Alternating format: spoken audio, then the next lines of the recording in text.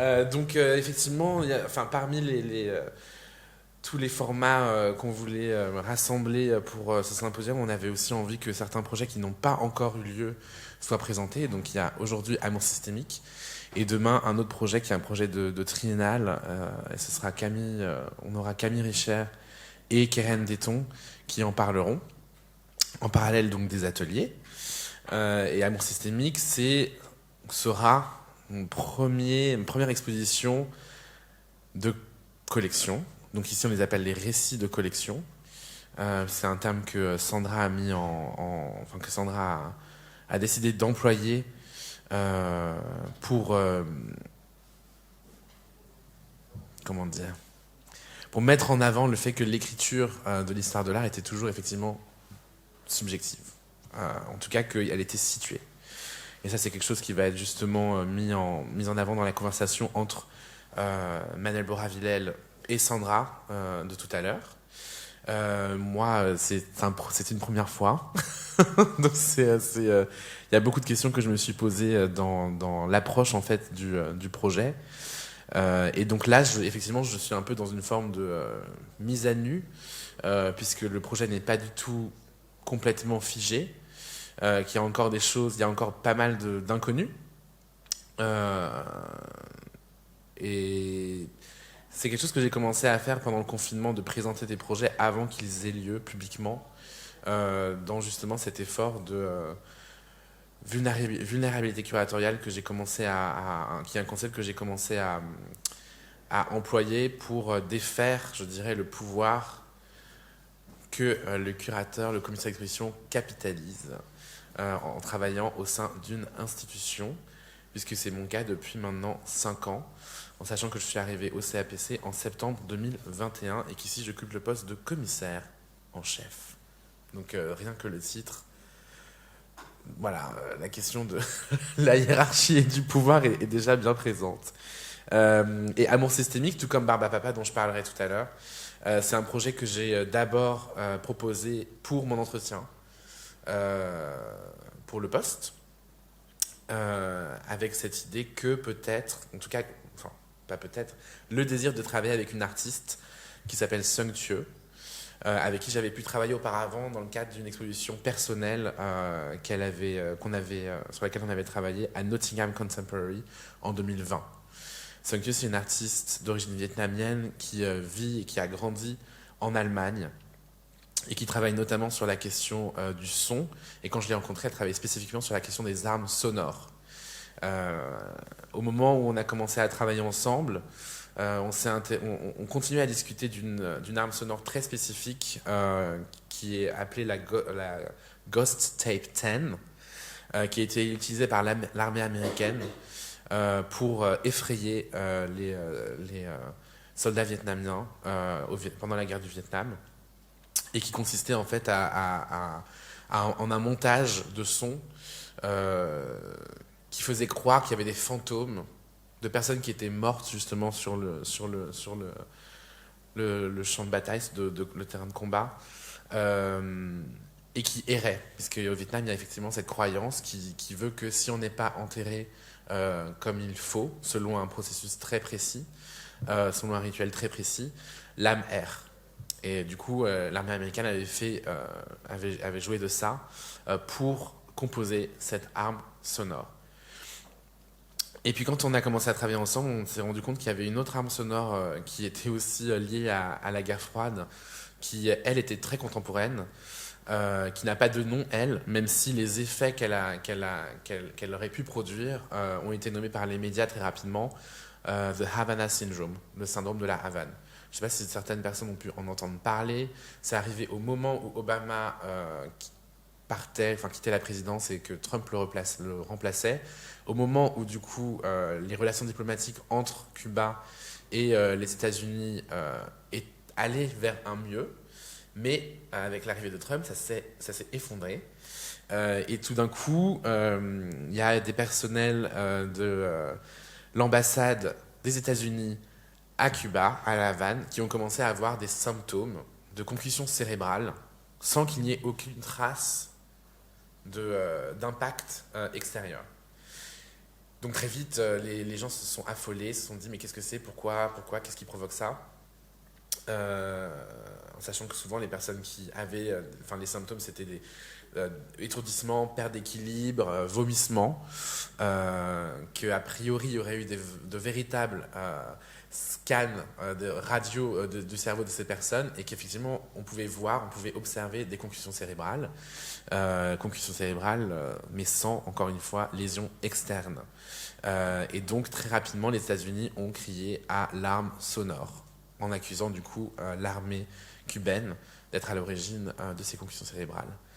On s'est intéressé spécifiquement à cette arme sonore dont la véracité, dont l'existence n'était pas encore prouvée. Et en fait, c'était là c'était là qu'il y avait un intérêt pour Sugg, c'était d'intéressé à la bataille médiatique qui était liée à cette existence ou non de cette arme sonore. Et en parallèle de toute cette histoire-là, on s'est aussi intéressé à un fait historique très peu connu, qui a été mis en avant par une politologue qui s'appelle Victoria Hatam, qui a en fait analysé la réutilisation, et c'est ce que je disais ce matin, la réutilisation de mâts d'atterrissage d'hélicoptères que l'armée américaine avait produit pour atterrir sur le territoire vietnamien.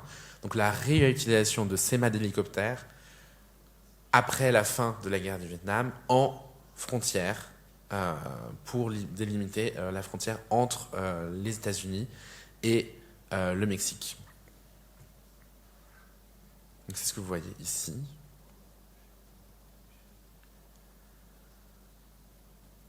Et cette politologue, Victoria Hatam, fait une comparaison assez osée, mais très intéressante, entre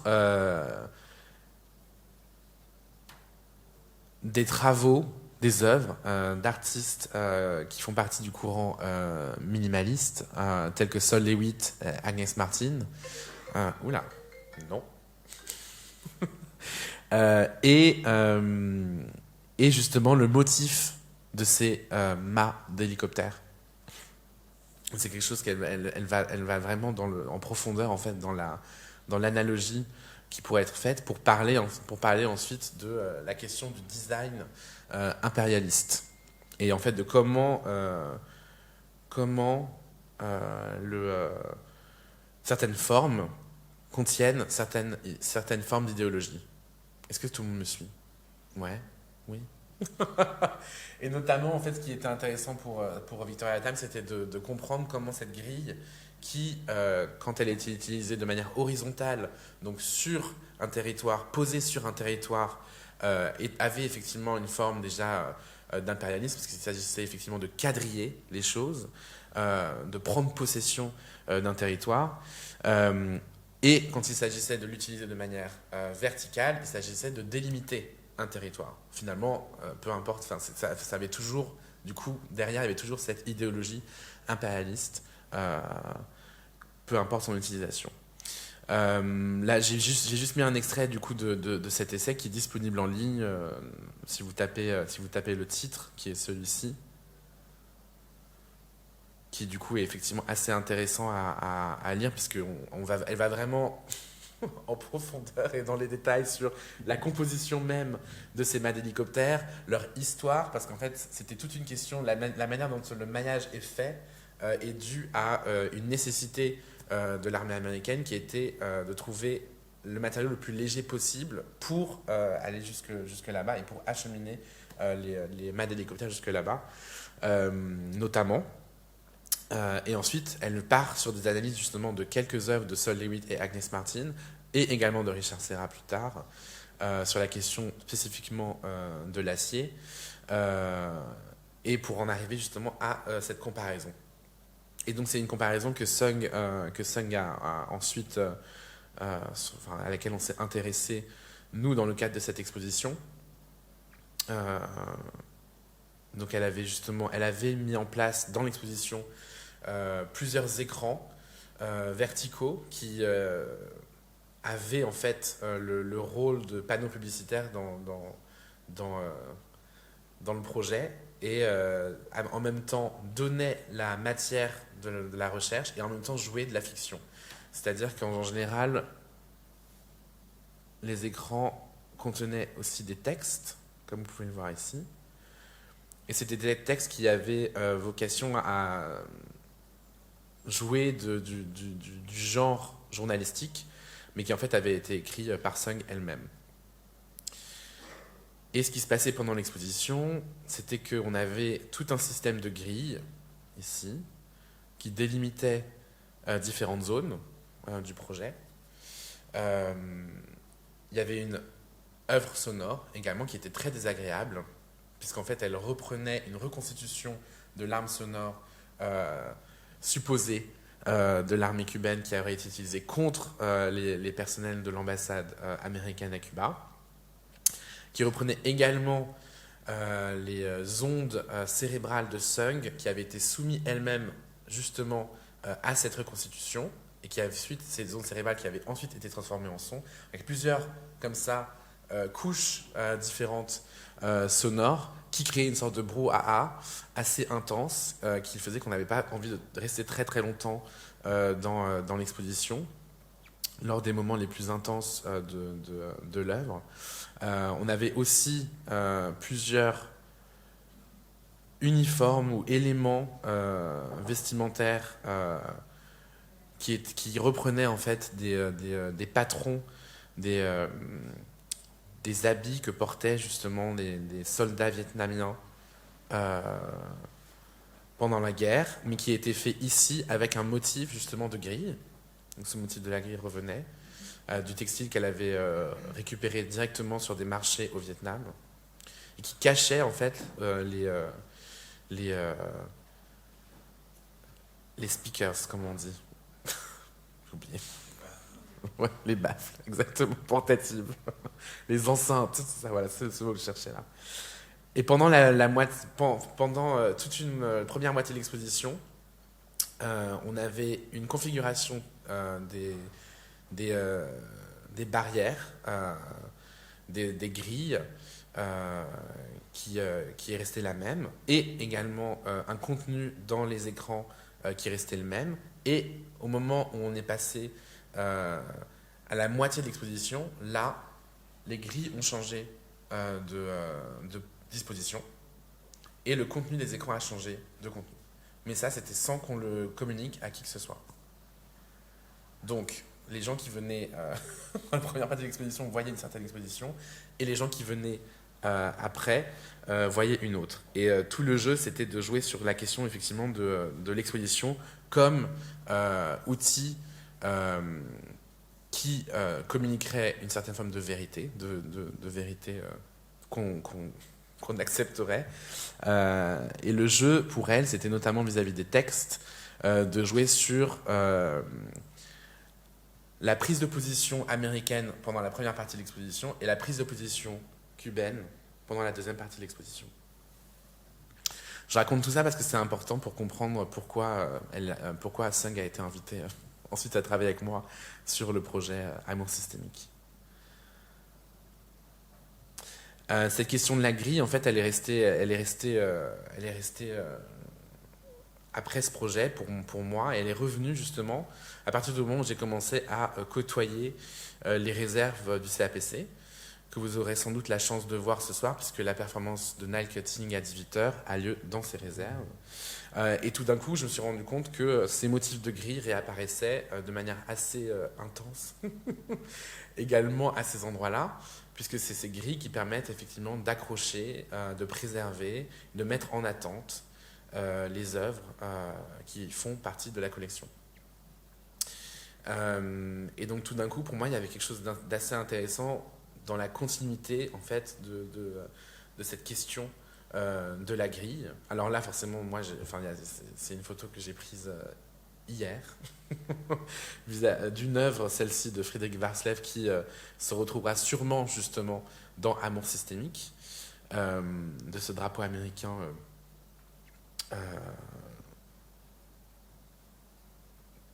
qui n'est pas en très bon état, je dirais. Et en fait, cette question du coup de comment la grille pouvait opérer en termes de système de contrôle, en termes de système impérialiste, je me suis posé la question de comment il opérait dans le cadre du musée, tout simplement. Comment il permettait à la fois de protéger, mais comment il permettait aussi d'emprisonner, dans un certain sens. Donc, Amour systémique, et là, je vais lire un texte que j'ai écrit à mon équipe, enfin, 2 paragraphes que j'ai écrits à mon équipe pour essayer de résumer le projet et de lui donner une direction.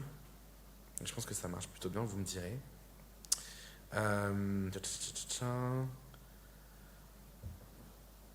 J'ai écrit: le projet est de plus en plus clair. Et j'ai dit: il s'agit donc de s'intéresser au motif de la grille et à la relation entre grille, structure, système. Autrement dit, comment un motif plastique, que l'on pourrait qualifier d'artificiel, car on ne le trouve pas naturellement, nous encadre, nous structure, nous gère, entre guillemets, en commençant par les calendriers. Et nous permet d'encadrer, territorialiser, emprisonner, entre parenthèses, processus de capture, mais aussi de protéger et réconforter, notamment par le biais du textile.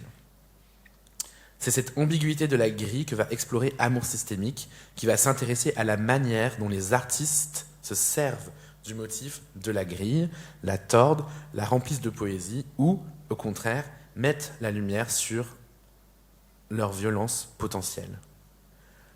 L'autre niveau, plus méta, de l'exposition consiste à regarder le musée même et plus précisément son essence, la collection, comme une structure, un système et une grille.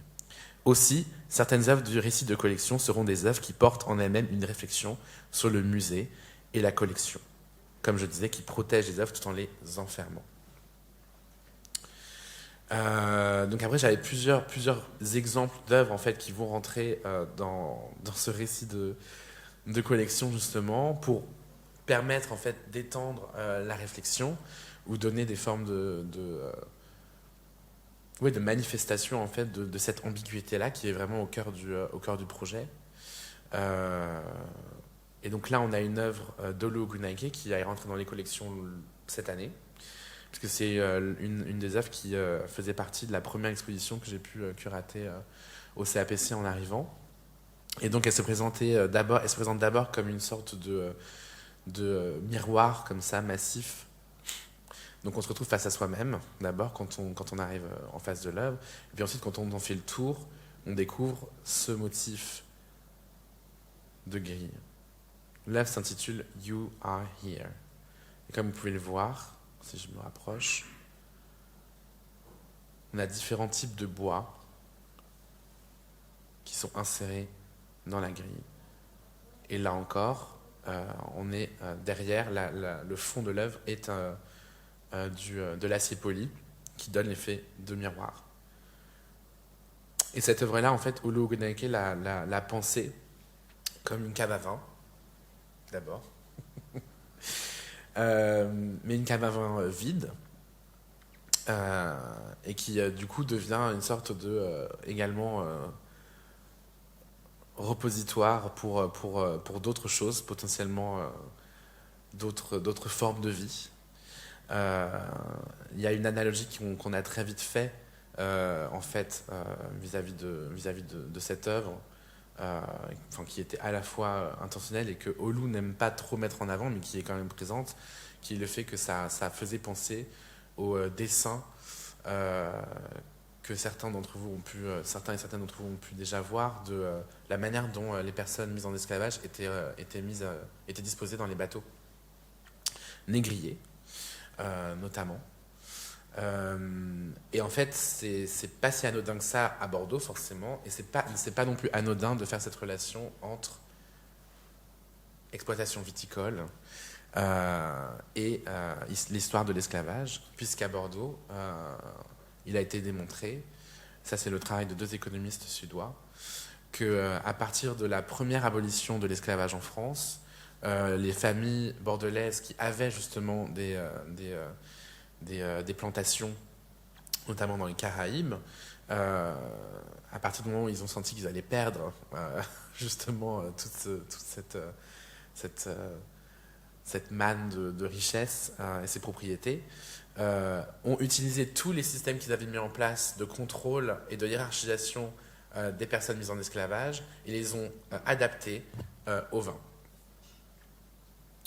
Donc ça, c'est à la fois super intéressant et en même temps très flippant. Et ça veut aussi dire que du coup, la majeure partie des familles bordelaises qui aujourd'hui tiennent leur richesse de l'industrie viticole, en fait, auparavant, avant ça, étaient des familles esclavagistes. Donc c'est une œuvre qui, derrière son aspect très minimal, raconte aussi tout ça, pose la question de où est-ce qu'on se trouve vis-à-vis de cette histoire, et c'est son titre, You Are Here, est vraiment à propos de cette question de localisation, à la fois géographique et temporelle. Et du coup, j'en reviens à ces différents morceaux de bois. Olo Guenake, c'est quelqu'un qui travaille d'abord avec du bois et qui va s'intéresser à l'origine des différentes essences de bois. Et ici, il a inséré du coup dans cette œuvre qui est d'abord faite de pin qui est endémique à la région dans laquelle on se trouve ici, différents bois différents bois dits exotiques qui viendraient de différentes anciennes colonies françaises. Donc voilà, c'est vraiment ce jeu-là. En tout cas, il y a certaines œuvres dans Amour systémique qui vont faire à chaque fois ce lien entre forme minimale, motif de la grille, et en même temps des histoires qui du coup permettent de raconter ou de lier certains faits peu connus liés à l'histoire du colonialisme et de l'impérialisme. Et là, qu'est-ce que j'avais mis après ? Une citation du livre d'Eva Menzer qui est le livre qui a donné son titre au projet, qui est un livre qui m'a d'abord été conseillé par Sung Tue elle-même, qui s'intitule Systems We Have Loved, Conceptual Art, Affect and the Anti-Humanist Turn, et qui fait en fait le lien, enfin qui dessine ou essaie de mettre en relation l'art conceptuel, l'émergence de l'art conceptuel et l'émergence des théories structuralistes. Et en même temps la place que l'affect a dans tout ça. Et donc cette phrase il me semblait intéressant de vous dans la liste de mes notes que j'ai prises que j'ai pris en lisant ce livre, me semblait contenir pas mal des problèmes, en tout cas ce paradoxe lié à la question de la grille et des systèmes. Donc je vais la lire. Systems would seem unworthy of our affection, being by nature impersonal and dehumanized. What have we stood to gain by being amorous?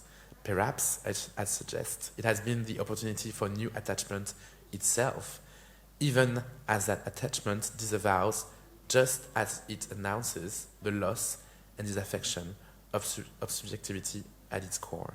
Pardon, c'était pas la plus belle lecture. Mais effectivement, une des choses qui m'intéresse, c'est à la fois comment on sait que ces systèmes-là, justement, nous emprisonnent, nous donnent des normes qu'on essaie de tous les jours, enfin, en tout cas pour les personnes qui ne sont pas forcément à l'aise dans les normes qui nous sont données, que ce soit en termes de genre d'abord, mais à tous les niveaux. Comment on essaie de s'en débarrasser, comment on comprend leur violence, et en même temps, le rapport qu'on a avec elles est une sorte de love and hate, puisqu'elle nous donne toutefois des cadres. Et donc c'est un peu comme ça que l'exposition également va se jouer.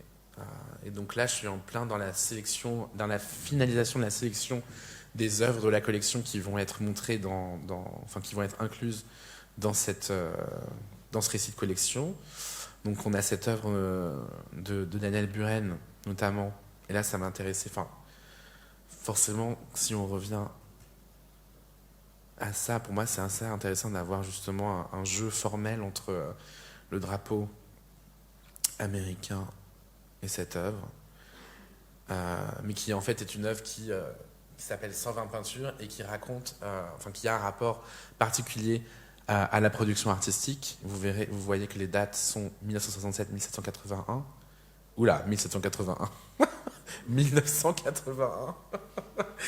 Euh, donc quasiment 12 ans.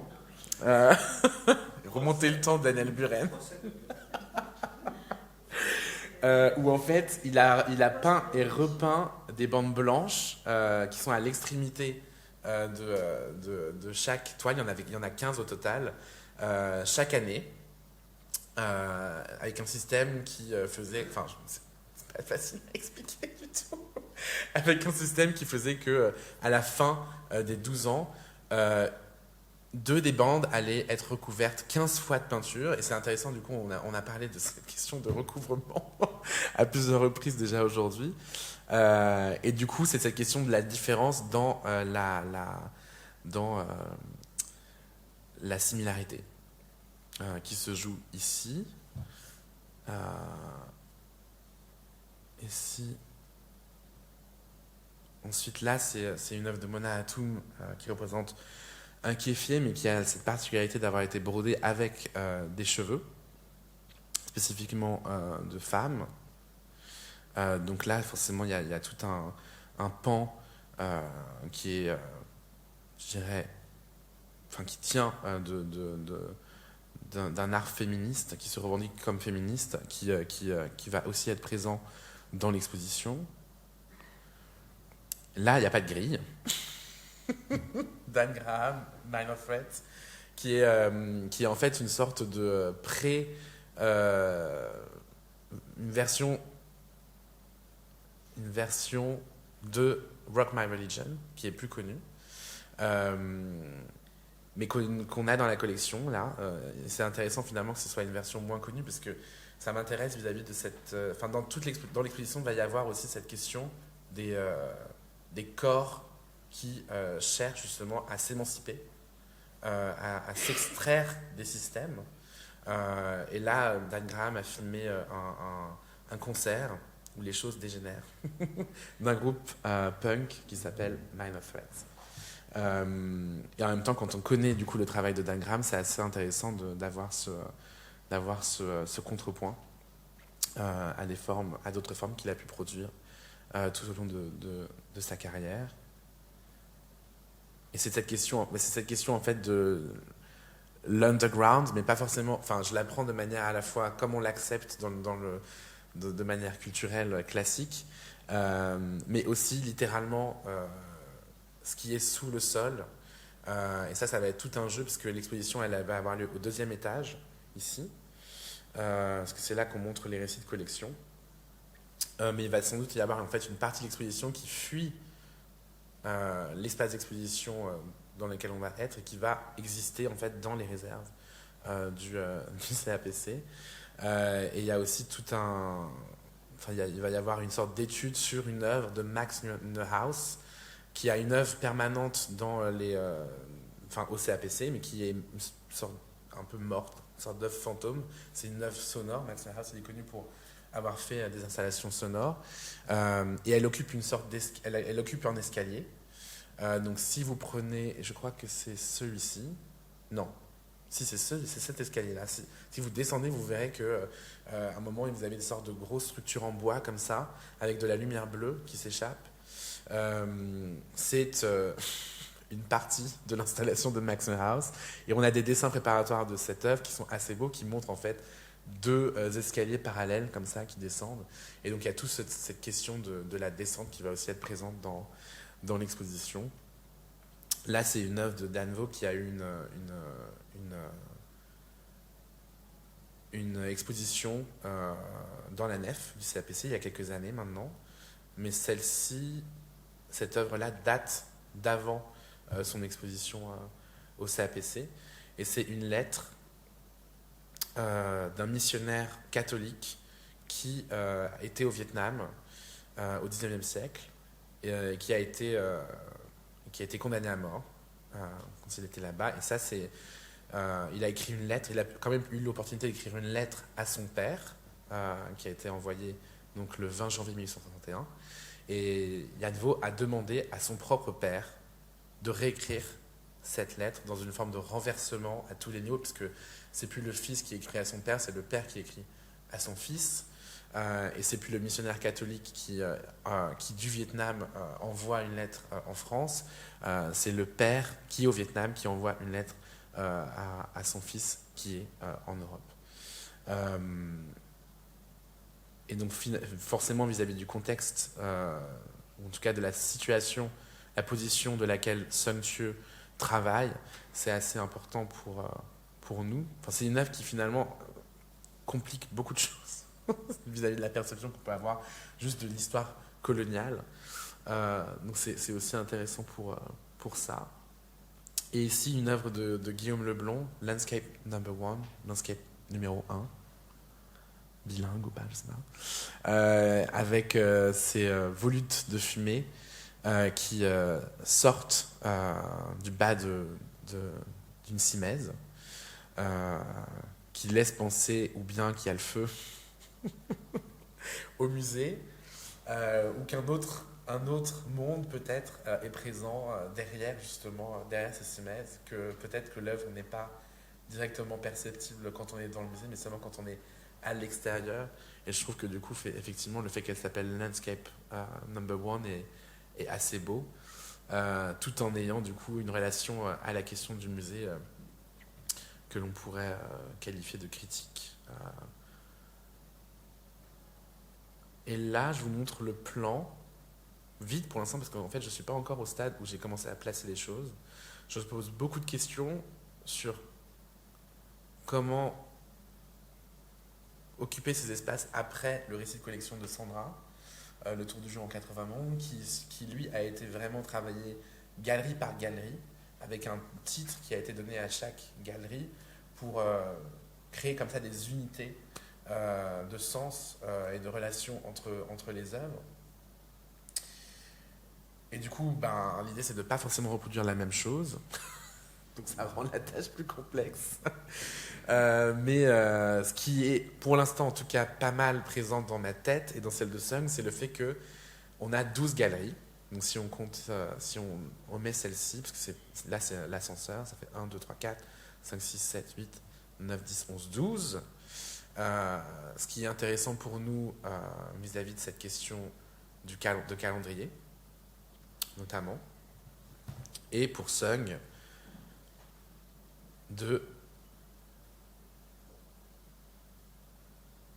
d'astrologie, plus spécifiquement. Et l'an prochain, vous n'êtes pas sans savoir que on célèbre les 50 ans du musée.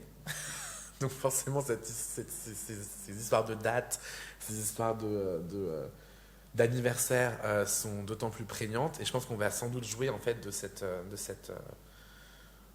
question de temps et cette question d'astrologie. Alors, Sun Tzu, c'est quelqu'un qui a travaillé avec une astrologue pour créer comme ça des thèmes astraux spécifiques à certains moments de sa vie, et notamment sa naissance, mais aussi le moment où elle a passé la frontière entre la Pologne et l'Allemagne.